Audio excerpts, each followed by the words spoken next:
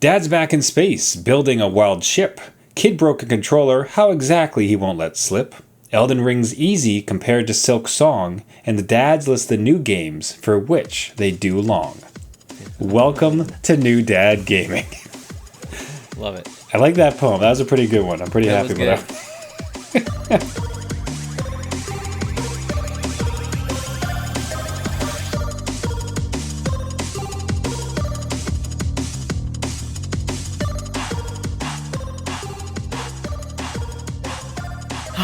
Adult beverages are poured. The kids are asleep. Welcome to New Dad Gaming. It's a show about fatherhood, gaming, and new fathers figuring out their gaming lives. My name is Trevor, and I have a 10-year-old and an 8-year-old. And I'm Jeff. I have a 15-year-old and a 12-year-old. Each week, we try to show that just because you became a dad does not mean it's game over. And we have definitely entered fall. I think if the hitting us like a brick, everyone seems to be back in school. Time flying. Right? Unbelievably. It's basically Thanksgiving. Yeah. That's right. Yeah, it is. Costco has its Christmas decorations up, ready to go. Just like we are barreling it towards it. I am curious with the fall approaching. It'll be sweater weather, but that also means like porters and like multiple, like more of the kind of interesting beers. So like it should be an interesting transitioning, most including the pumpkin beers. Yeah, which we do our best every year. I think we've had some decent ones, if memory serves. Some. Yes, some. Yeah. Again, we do the best that we can in hunting down. Yeah. Again, we'll take suggestions if people out there are listening and they're like, you know what, you really got to try this one. Absolutely, we'll take that into consideration. Yes, please. Really, it's just rolling the dice. And toss those over to @NewDadGaming or newdadgaming.com. But no pumpkin beer this week. We do have a couple wild ones, which we thought would go in. I did receive a suggestion for next week, so I'm going to see if we can go ahead and find it. But for this week myself, this rounds out the third beer that my wife picked up. So listeners in the last couple weeks may recall, sent my wife to the store. She was at the store, said, hey, listen, got a podcast, need beers. Go to the beer aisle and just pick ones that stand out to you. Don't think about what I like. Just try to find them. She's been 3 for 3 because this thing is also fantastic and just kind of a fun beer besides. So we are looking at the Prairie Fairy Blackberry Wheat Ale. Oh, okay. All right. And the logo is just like, it's just a fabulous man. Yes. With a wonderful like pink coif and like butterfly wings behind his head. So this comes out of Alberta Brewery, and it's specifically Sea Change Brewing, and this is in a collaboration with Fruit Loop, which is an LGBTQ initiative. So it was done with them to try to support the neighborhood, everything else like that. Really awesome to see, and even better though, is it's just a good beer. Like it's a fantastic beer. Very simple drinking. The blackberry is there, but not overpowering. An excellent kind of wheat beer, sort of soft. Just excellent. Like a really solid beer. So it's kind of cool to see a nice cause supporting good folks. But beyond that, just a great beer beside. So 3 for 3. Wife absolutely nailed it. She came. I kind of just want to keep doing it. Where it's like, yes, you should. Because they were interesting and they were delicious. Yeah. And it's just kind of fun. So I can't say that I'm not going to just get her to keep picking these up for our weekly beers whenever we're not picking up recommendations. Now yourself, this is kind of a blast of the past because we went through a phase of the type of stuff you drank this week. We did go through a phase of root beer, alcoholic beverages. So this is the Crazy Uncle craft soda for grown-ups. And like, the mustache motif. Yeah. We got that. And again, my 12-year-old picked this out because they did like the little mustache on the top hat. Giggled and thought that was hilarious. Of course. So, this is one that isn't all that bad. In the past, when we've had these root beer kind of concoctions, they can be hit or miss. And I think it really depends on the palate that you have, because again, I gave this to my wife and she's like, it's cough syrup. I don't know why you're drinking it. Why are you doing this? And to me, like, I always love cough syrup, so maybe I am biased and I'm like, sure, I don't know, it tastes fine. It doesn't taste like my childhood when I had cough syrup, but it tastes okay. So, yeah, I could recommend Crazy Uncle Hard Root Beer. I think it's out of Toronto, or at least bottled in Toronto, so it is crafted in Canada. It's a Canadian beer, but you could probably get it elsewhere, I'm sure, and it's just one to maybe look out for. Like, I remember in our experimentation, there were some that were like, okay, this tastes okay, but I've not since ever purchased a hard root beer. Have you previously, after our initial exploration, did you ever go back? I did not go back. Okay. At all. I think that was enough. So. Okay, so I had a question. So I Googled something. Okay. While you were talking. I wasn't listening. Yep. No, that's fine. That's Be one real. Does. Yeah. But what I was curious, it occurred to me, it's like, how do they make this? Do they like take root beer and just like leave it in the sun until like alcohol shows up? Or do they just like split like vodka into root beer? And then my unfortunate hypothesis is that it's not actually root beer. It's just alcohol that's flavored like it. Probably, yeah. And that's the truth. It's so. Is that what it is? Yeah, hard root beer is not traditional root beer with alcohol naturally in it. It's an alcoholic beverage that's flavored to taste like root beer. You ruined the dream there, Trevor. Yeah. Look at you. Now I know this is not root beer. It's just root beer flavored alcohol. Oh, let's see if I can get through these words here. Traditional root beer, sweet, non-alcoholic soda, historically brewed with roots from sassafras or sarsaparilla. Which is great. Hard root beer, essentially a flavored malt beverage. Okay, it is malt at least. For me, I thought it was basically just like vodka that they pour seasoning into. So at least it's a malt beverage, like a hard seltzer or hard lemonade. It's brewed more like beer, using fermented grains to make alcohol, then flavored with root beer extract, spices, and sweeteners. Okay. So that's a little more wholesome than I was expecting, frankly. So we'll call that a tie. Yeah, I wasn't expecting much, to be honest. So thank you for clarifying. Yeah. Now, the one thing, so we here at New Dad Gaming, we enjoy ourselves good beer. We enjoy ourselves a good drink. One thing we definitely would espouse would be safe driving. Right? Yes. You're going to be having yourself some hard root beers. You do not get behind the wheel of a car. But you also don't get behind the flight sticks of your spacecraft. Because frankly, both of these dads are back into No Man's Sky. Do not drink and fly, everybody out there. But upon it's of no surprise, given that last episode, upon realizing what Voyagers had brought to the game as immediately just such a pull for myself. Yeah. And I was fairly confident you would get into it as well, and it turns out you also revisited No Man's Sky this week. Yeah, a lot of those features pulled me right in, so I had to reinstall and jump back in, and I have no idea what I'm doing. But I'm having fun doing it, I'm having fun doing it. Yeah, I had a lot of pull with the shipbuilding part. That was really like, oh, that sounds really cool. I've looked at Starfield, from afar, and it's always the shipbuilding that really got me, and the exploration to a point. But the shipbuilding is really cool. Yeah, never for myself. And I will say, like, for anybody who will make sure that Jeff puts this up on our socials. Jeff put a valiant effort in to try to recreate the New Dad Gaming logo as a ship, and now that I know what you're going for, I can see it. I can see. You can see the vision? I can see, the joysticks and, the pad and, the buttons. You get it, man. That is right there. I think with enough game time.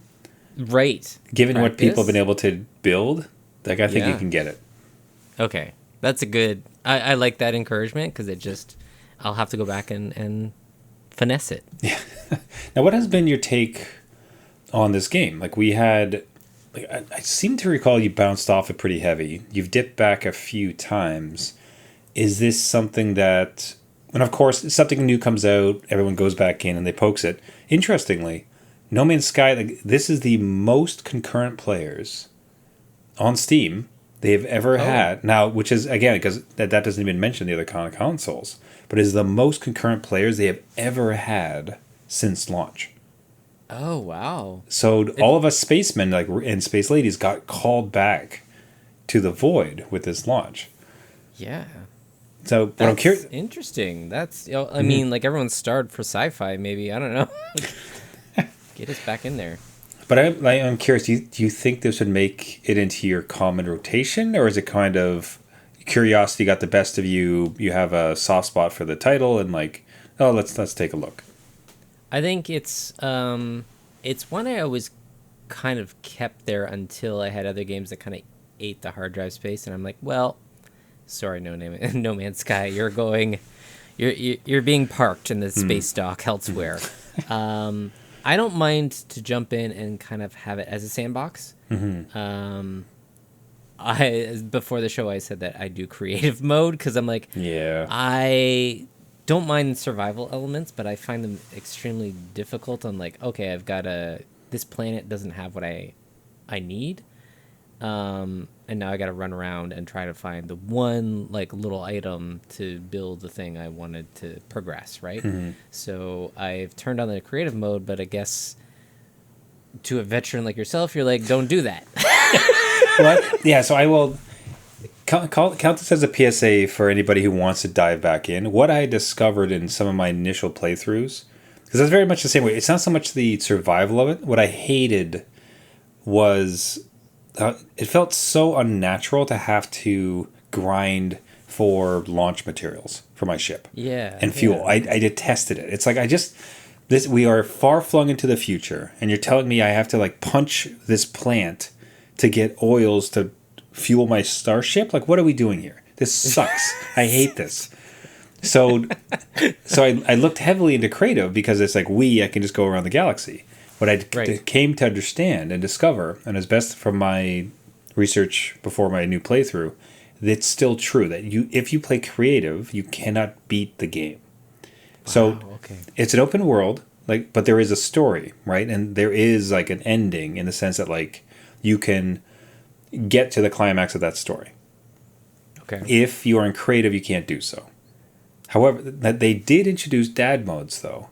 With Voyagers, or might have come like an earlier time, but it's something like calm mode or chill mode or something like that. When you're creating a new game, you can just choose that one, and everything is just ramped way the heck down. So as I've been playing my new game, it's much better. There's still a little bit of creation, like as far as like you have to still create fuel, but it's so much less so that it becomes almost like a tiny annoyance as opposed to like a game-breaking thing for myself. Okay, that sounds a little better because like you said, like, hey, I'm zipping around in this futuristic spaceship and I don't need fuel every 5 seconds. That seems a little unreasonable. So, I'll check that out. One thing again, on the note of jumping back into this game after taking a break, I've missed a bunch of updates maybe, and I was confused at the main menu. I was like, where? So what are expeditions? I fully didn't. I'm like, is that a mission DLC thing that I needed to do, or I didn't know, and I was like, I don't know. Continue game, and I'm trying to find where I was, but there was a lot there. I will say, I've never beat No Man's Sky, despite my love for it, and I've dipped in a number of times. I will say, I find it folly to try to, unless you have a somewhat recent save, the thought of like jumping back into an old save. It's like, because if I think about the first time, like I was looking at my save list and it's like, oh, would you like to start up your save from 2002? And I'm like, probably not. I don't really know what was happening. Like, who knows what tutorial I missed around. Like, this is how you actually drive these new ships, so you're not so confused. But I get what you're saying there. Like, Expeditions was interesting. I think again, if it really grabs me, if this perhaps becomes my game for the rest of the year, what I would be curious is maybe in an Expedition. That's the MMO kind of part of this, where they will release events. It's like, hey, we got this thing going on. Join your other 15 or whatever folks and try to find this flower or do this base or attack these ships or do something like that. So they're just they're community events that you can participate in. which is, again, I don't know if you're kind of craving that type of stuff with games. I tend to be a bit more solo myself. Yeah, I'm more solo. So I'm like, I don't think you want me participating because I won't know what I'm doing. So Gonna mess up this goal for sure. oh yeah, But- yeah. Yeah, but man, I am just so thrilled with this game. I was so happy to purchase it initially. I even liked the first version, and to see how much they've given now after 10 years. You've been in it for the long haul, so they man. should be really thanking you. You've been the ambassador for this since the beginning. So, but do you think this is the end? Like, do you think like, we're gonna cut it here? I don't think so. I think it would sort of depend on. There's a couple reasons why I don't like it would depend upon how this launch did. Like if it really didn't kind of move the needle and like people kind of played but not really. But to see them have this success and this coverage that they've had, I think it speaks to, oh, okay, this people still want this. Like this is like we finally arrived to what we were supposed to have. Let's play in this space. So I think the massive success Voyager's represented, I think speaks you're gonna see this for a couple more years at least.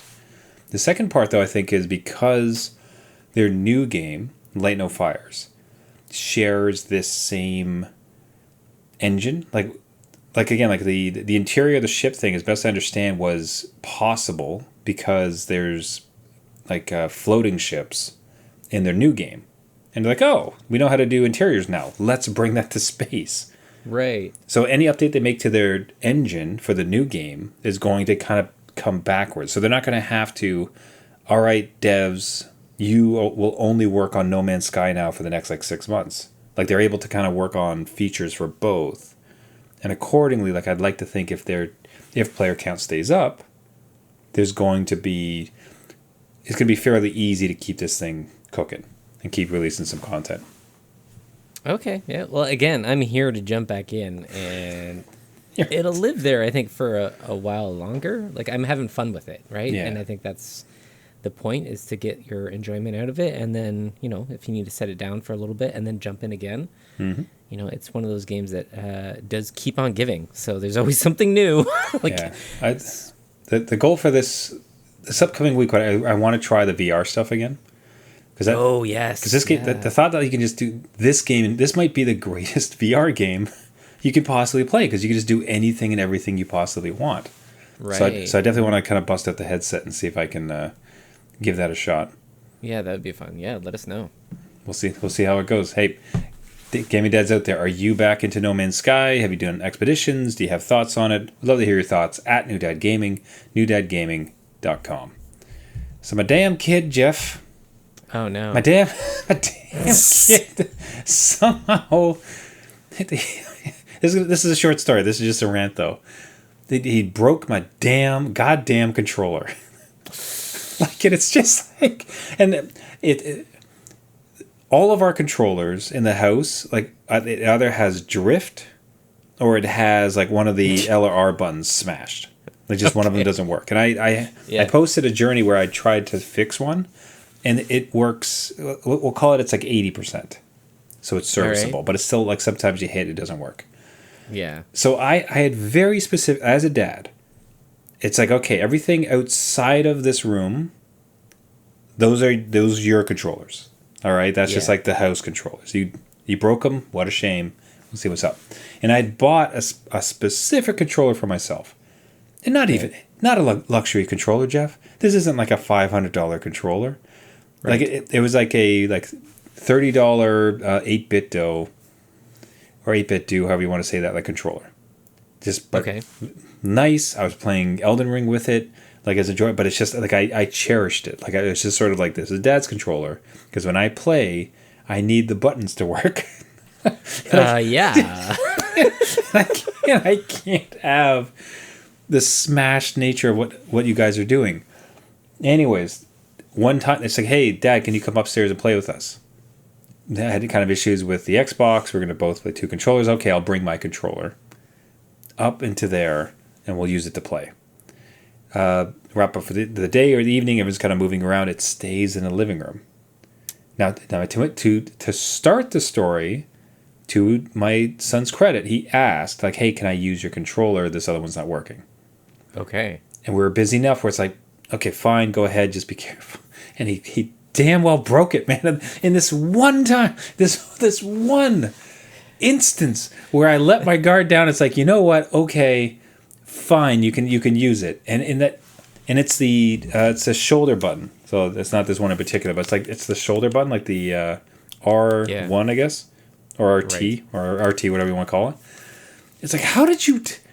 Like, are you pressing it because, like, you're intense and, like, you're just smashing it in there? Did you drop it? He claims he didn't. Right. But he could not come up with a reason. It's like, it just broke. It's like, that's a lie. And at some point, it's almost like, I know you have a piggy bank of money. Frankly, I'm going to take it to buy myself a damn controller. That you're not going to be able to touch. It's going to be mine again. Oh, and that's it. Oh, that's brutal. That's too bad. That's like one of those things you're like, really? Like, I left you for like 15 minutes and it's done. What are you doing? Like, I had it for a year. I had a year of joyful gaming with, like, my controller that just never broke, that all the buttons worked. It just left alone for an afternoon and just smashed. And I can't. No. Oh, I don't know if it's a boy thing as opposed to, like, a little girl thing, or it's a kid thing, but, man, I was so upset. Again, similar, like on my side, the PS4 sits in the basement, so the kids use that on the TV here, and I've got my Steam Deck upstairs, whatever, right? But when I come downstairs and we're like trying to clean up the basement, and I find in between the cushions of the couch, the PS4 controllers like jammed in there, I'm like, can we not? Can we just respect things that cost money, please? Right? Because, like, those are not cheap controllers. Still not cheap. And, like, you're just going to make them not work. Much like your shoulder buttons or the stick drift. Like, that's just going to happen. You're going to gunk it up, and then it's not going to work, and you're going to want controllers. And no. But, like, again, took care of them for years. Okay, so we're all friends here, right? So we can just kind of... Yeah. we can just talk. So it'd be great if you said no. It'd be great. It's like like that's it. No, I'm gonna air it all out. Yep. Purely professional. So we struggled. My youngest, his birthday was like a while ago, but we weren't able to kind of like organize a birthday party. So we're gonna be having a birthday party this weekend. We really struggled around what is he possibly gonna buy? He's in a very weird age because he's kind of like beyond toys. He himself does not like Lego. Or things like that. So so honestly, like, it ended up being like V-Bucks and Roblox, which sucks. I detest it. Yeah. But it's like I have nothing else they could possibly. He got some fishing stuff. He likes fishing, so it's like that was kind of like the one kind of thing. But it occurred to me, I'm like, hey, you don't really have a good controller that kind of works. Yeah. Like, so maybe your friend, because and I know like controllers, like obviously you're not gonna get the Elite Pro, but maybe they can get you like a $20-$30 controller. That could be nice. And a little part of me in the back of my head is like, if you get two of them, maybe one of those two just like works its way down to Dad's room and just disappears because you owe me one because you damn well broke mine. Can you imagine? They get two controllers for their birthday, and that one's mine. And one for me, thank you very much. Happy birthday to me. Oh, no, that's good. Again, like, you're just filling the need and making it like a gift. Why not? I just had to laugh at myself. It's like, oh my God, that'd be like if ever, like, it'd be one of those funny instances where like perhaps all the kids, like, that's the thing. Yeah. They all get them. Like, I've seen that with birthdays, and it just happens that like, all right, controllers for everybody. There you go. Go through one, you got another one, you got 8 others. Like, you gotta love it. All right, well, hey, gaming dads, you have the same thing with. What's the controller situation at your house? Us at New Dad Gaming, newdadgaming.com. Now, a reason that you, Jeff, might decide to destroy a controller is with your inability, apparently, to beat the Hollow Knight games, which is especially interesting given the new Silksong release. I didn't play Hollow Knight. Kind of appreciated it from afar, but just never kind of got into it. I believe you did. And so I guess I'm just kind of wondering what is the situation in your house? Because firstly, you can't unless you break our year of no games. purchase the new one. So does that hurt? Do you desire to beat these games? Like, is it the... What is your take on Hollow Knight and now like Silksong coming out? Like, how are you feeling about that? Yeah, so like again, like you said, Hollow Knight, I couldn't beat it. It was getting really difficult. The only ones so the way I kind of got into it because I love Super Metroid. I love the Metroid games, and this is just right up that alley. It's just replacing Samus with a bug, and you go through a maze of corridors, and you find like different power-ups that kind of open up other previous scenes for you, and you can find all the secrets that way, right? It's right up my alley of what I love about Super Metroid and those Metroid games. It is extremely difficult, and I'm not saying Super Metroid is easy. It can be difficult, but it is not crushingly difficult where you're almost at like the mercy of some of these games. Like for like the boss levels, like the run back to get to them is like tough. So I think you mentioned at the start of the show it was like the like Elden Ring, right? Like Elden Ring, very tough, very punishing, but I never found the run backs to those bosses overly difficult. Like you would die, but like usually there's a site of grace, like half a kilometer away, and you could just run back to the boss, right? Yeah. Hollow Knight is not like that. Like there's a lot of them that are quite a distance away, and a lot of platforming involved. So it's not like you can just run there. So I bounced off it, but my kids, specifically my 12-year-old, has all their friends playing Silksong. Like, and they just want in on the conversation. And they're like, hey, can we get it? Because all my friends are playing it, and I kind of want to do it too. And that's when I look at them like, listen, I know you can play a lot of video games, a lot of difficult video games, but this one almost broke your father. And... I don't think I want to lose controllers to this, or like you just bounce off it immediately and like waste money. But they did remind me that Nintendo has a whole gold coin system, and we need to use those up before it expires because it's like the whole program shutting down, and I have money in there that would equal the amount of this game that they could play. So while I can appreciate everybody looking forward to Silksong, and it's been a while since the original Hollow Knight, I don't know what people are thinking, because apparently this one's like twice more difficult. Like it is like crazy. Way harder. I don't know. Yeah, it's just funny to hear you say that. Like it's so deceiving because it's very charming, kind of Metrovania looking game. Like it's kind of cutesy almost, and you're not the first to say that I've heard. As far as like it is harder than like Elden Ring. As far as like difficulty curves. So, and especially I will say like the run back where you fight a boss, you die, and then you have to traverse for like 10 minutes to get back to him. Like that sucks, especially for a dad. Like that is precious gaming time that we ain't got time for. Like what are we doing here? We don't. I don't know. The kid thing, what I find fascinating would be the thought where your kids are just fantastic Hollow Knight players. And a thing that destroyed you is just churn for them. It's like, beat it. Just go and get on a hard difficulty plus to see if it's actually a challenge. Like that'd be the more like it would almost be even vindicating if they like left crying. As it's like, oh no, I can never beat this. As opposed to like, it's pretty straightforward. Just got it. No problem. No problem. Yeah.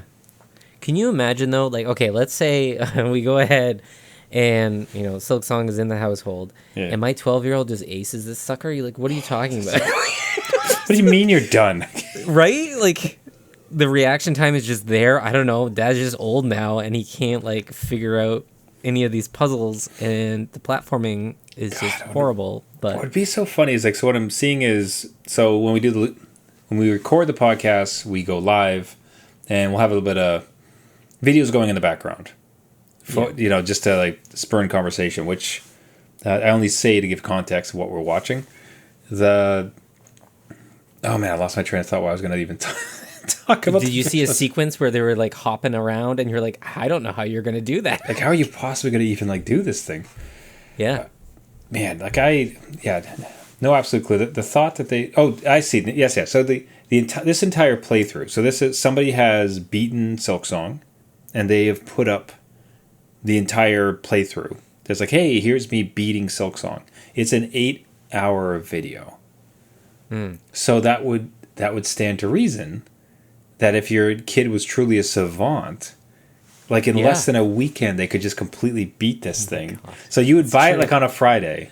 And on Monday, you're like, well, you got to be good at school because otherwise you can't play Silksong. And you're like, oh, well, I already beat that. That's fun. It's pretty boring, frankly. Yeah. Yeah, I don't know what everyone's talking about. I don't know what the fuss is about. I got to wait 8 years to the next one. Are you kidding me? Like, I'm already done. Oh, was it 8 years between games? It was something like that, yeah. It was quite a while. So. Wow. Well, good. Like, see, like I don't care for them to do crunch as far as like, hey, just destroy your devs like personal lives, but yeah, 8. This is a pretty small team, and they just explained the wait was just them having fun adding things.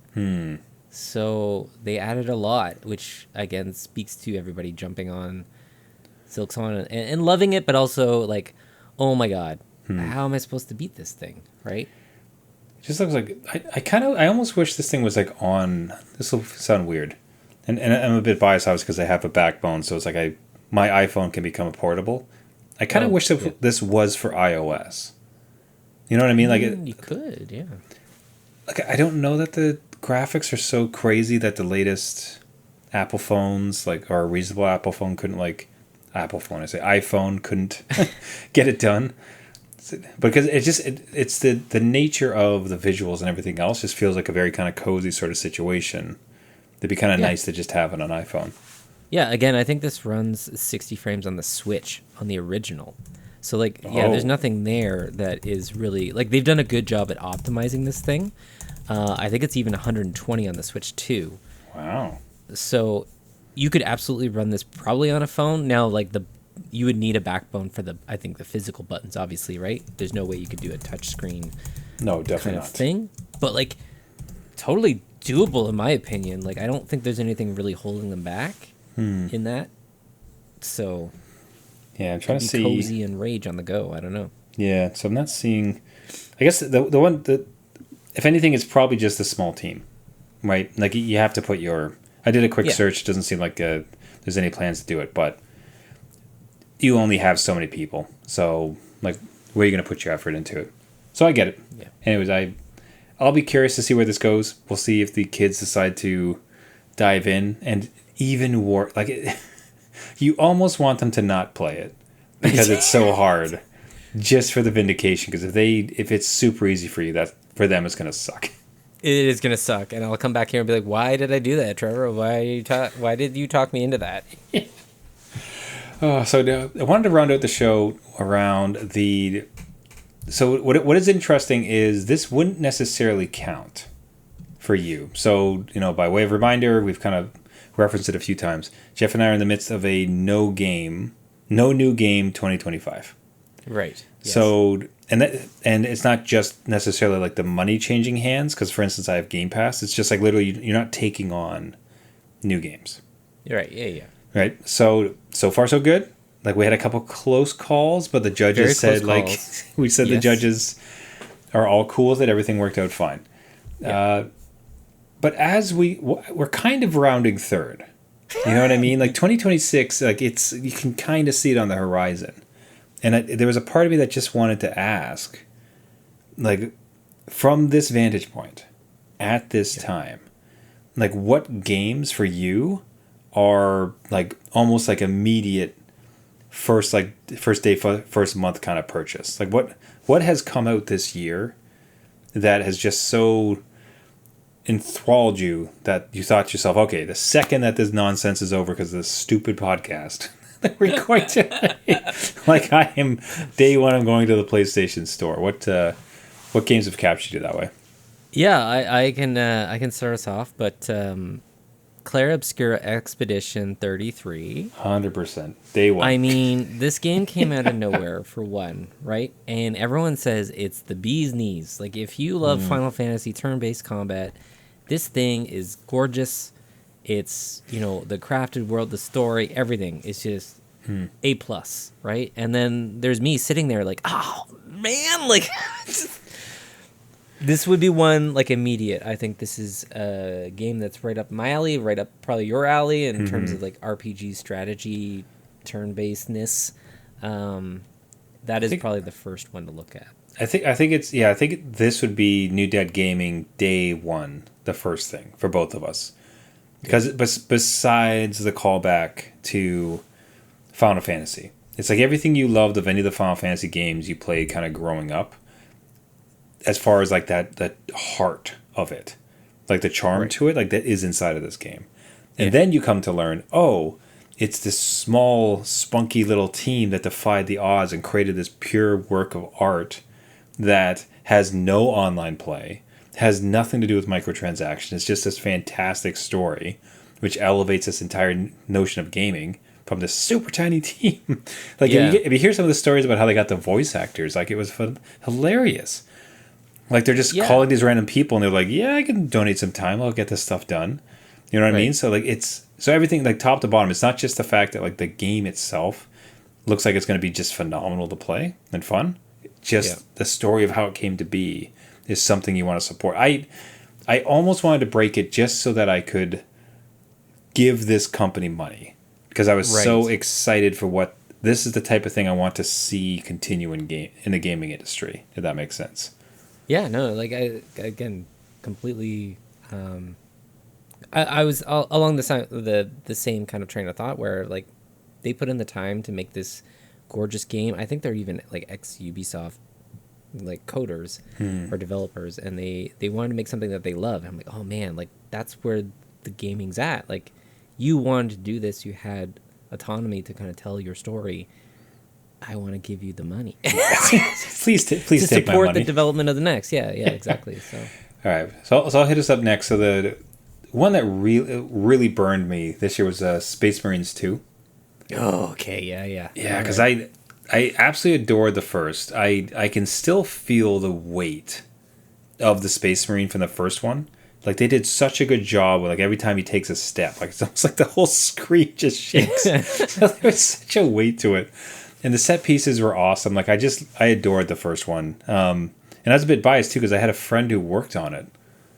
Okay. And like as the credits were scrolling, like I took a photo and I circled and sent it to him. I was like, I did it! I beat your game. So why haven't you started this game? Have you told him yet? Hope he listens to the show. But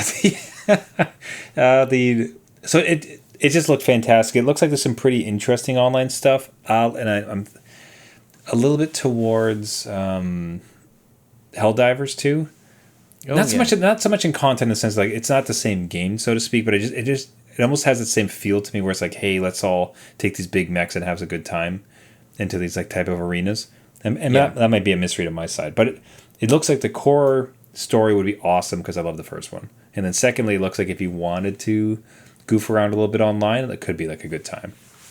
No, that's a great choice. This is one that caught my eye too. Again, the environments and the set pieces and the amount of enemies on screen looked just phenomenal, like what they could achieve. So admiring this one from afar for sure. Yeah, so let's see. Now, so for myself, it was going to be Oblivion Remastered. Yeah. Now you got to kind of cheat on this one. I did. Because, but it's not a new game to you. You previously played, and it's like, yeah, okay, like we let it slide. That made sense to me. Yeah. But me, I've never played Oblivion before. Yeah, you're in for a treat. Yeah, I got in on Skyrim, which was janky. And apparently this is like double the jankiness. More jank, yes. Double the jank. And that's a sell, yeah. That's what people love about it. It's the best part. Absolutely. It's like that's where all the charm and fun of it comes. So like to experience that jank for the first time, like I'm pretty excited because Skyrim still remains my most played game, with close ones being Elite Dangerous and No Man's Sky. So I'd be curious for being a Skyrim person. I'd be curious like what's it like to go back, especially the remastered. So you skip some of the bad stuff and the kind of cooler visuals. Oh yeah, you'll love. I am sure you're gonna love it. As soon as you get there, you're gonna have a great time. Now this one, like we ended up, I think, both kind of agreeing upon, where Lonely Mountain Snow Riders. Because so previously this is like so I played the original, so it was like Lonely Mountains downhill like mountain bike, And low poly, super relaxed, that kind of isometric view, and you just take your dirt bike or your mountain bike and you try to get down to the bottom of the mountain. Super simple, really relaxed. Like it's just awesome done. And the restarts were perfect because like you crash and like immediately like poop, you're right back there. Yeah, so you go again, poop. Again. So it's that sort of like just, oh, this is really great to play, especially for a dad. Great, like dad approved 100% because it's challenging, it's fun, it's funny. Like the kids can't even like it because of course you gotta go like flipping off the screen. But then because of like the immediacy of just like the constant replayability where if you mess up you just start again, it was awesome. But then to see kind of a little bit more of the physics around the snow being added, but into that same world where it's like, because I do enjoy a good snow game, like my Good Times and Steep and those other type of titles. Like this one sung to me. But I did learn, like, it looks like you had seen this one too, and it looks like it might be on your list for the new year. This is one that definitely caught my eye. I love skiing. Sometimes you just can't go out there on the slopes. So having one of these type games brings me back to even just SSX. I used to love that game on PS2. Absolutely. So it's not as quite as like tricky for that, but it's just the, like you said, where you crash, you immediately start. It's just easy to get into, easy to get out of, pick up and play, and just looks well done, clean. Knows its kind of aesthetic it's going for, and everything just looks like it's again fun to play. Yeah, so I'm all for this one too. And it's just one of those one more runs type of games because after you beat it, you can also just beat it faster. Like, it's just, you know what I mean? And then if not faster, just in a silly way, where it's like, I'm going to try to, like, yeet myself off the side of this mountain and see if I can survive. No, I'm for it. Oh, man. We gotta like, blast through these sounds because this show's going a bit on the long side. Okay. So, Kingdom... Now, this is all you. So, Kingdom Come Deliverance 2, I think it was 2 episodes ago, we got to listen to you wail in agony, learning that, having just beat Kingdom Come Deliverance 1. Yeah, this is definitely on my list to play. Again, it picks up right where the first one left off. They fixed a bunch of stuff. The graphics are even more beautiful than what they were in the first one. And I am just really waiting until the new year to jump back into this one because I just love this world. I got lost in it, and it was just something so cozy about it. I know there's a lot of like bloodshed in here. It's a medieval time kind of Bohemia war thing, but something walking in the forest and just hearing the birds, and it's just so well done. It was actually very calming for me. So I fell in love in the world. I want to experience more. I need this game now. The visual I like to have is just like that your current guy is just sitting there like rocking back and forth. Right. And he's like, let me out, man. Waiting. Put me in, coach. Let's go. I'm ready. I'm ready to continue my story. Yeah, exactly that, right? Waiting for me to tag in. Let's go. And then along that exact same line was Death Stranding. So like the dad packing simulator. Yeah. You're a very big fan of. And I don't know if you beat it this year or you just revisited it, which seems like a terrible idea. It does. Given that 2 came out that same year. It really does. Yeah, I had played it before, bounced off it, and then this one I reset and played it all the way through. And again, it was just one of the ones that it was a bit of a slow starter, where if you just do a couple, like, the main missions, because I like to do all the side missions too, nope, PSA for this, do a bunch of the main missions because you get a lot more tools. And then it's just fun. And you get to do all the other side missions with more equipment to do those side missions. So... Again, fell in love with in the world as like a puzzle. So I'm looking forward to Death Stranding 2 as a new puzzle to kind of explore and conquer, because this is just, and it's got crazy Kojima stuff in it, right? So I have no idea where the story's going to go. It could be like, hey, and you woke up from the dream and the game deletes itself. I don't know. Now you're Kojima. A baby. Oh, no. Yeah. Who knows? Yeah. So I'm looking forward to that one. Unless like your whole story, like, your whole 2026 is going to be defined by sequels. It really is. Like it's in a layers. Like you have stopped so many stories. Yep. And you're just waiting to get them back started up. Because here's the next one, The Ghost of Yotei. Yeah. Again, sequel to Ghost of Tsushima, which kind of followed one character. This is a second character that I'm not sure how they tie it in, but again, just... You're a samurai in Japan, and it's a beautiful world again, and just the colors pop, everything pops in this. The UI is like gorgeous, just one of those ones I want to jump back into, and it really lets speaking for myself, the PS5 just really shines with this one. And it's not out yet, which makes this better because like I can't have it even if I wanted it. But it's coming out soon, so it will be fresh, and everyone will be talking about it, and the FOMO will be there, I'm sure. Yeah, so October 2nd it comes out. You should just turn off your internet besides really this podcast for October. That's it, yeah. I need another distraction. I'll be in space with No Man's Sky. So that's not a bad place to be. That's not a bad place to be. Yeah, yeah. Hey, but gaming dads, are there games you're waiting on because you need to get through some other ones, or they're just ones that you are not out yet that you want to get into? Reach out to us at New Dad Gaming, newdadgaming.com. And with that, we'll wrap it up there for the week. We'll have to cover, it felt like we talked only 2 days ago because time is just blasting by. It really is. And yet there's still so much to talk about. Broken controllers, games we want to play. What are we going to do here? Yeah, right. But hey, everyone, thank you so much for listening. If you like the show, you can find us on all the major podcasting networks. Find us on Spotify, Google Play, Caster, iTunes, anywhere where you get your podcast. Just search for New Dad Gaming. If you do find us on there, two things that really helps the show. We cannot describe how much it really does help boost the signal. Subscribe to it, and if you can leave a rating or a comment, this helps other dads know that we're good. If you can, and would love to see that sent to us, and would love to shout out any message on the show. With that in mind, do you have a beer pick for us to try to track down and drink and test it out? Do you have a crazy ship you'd like us to show or discuss?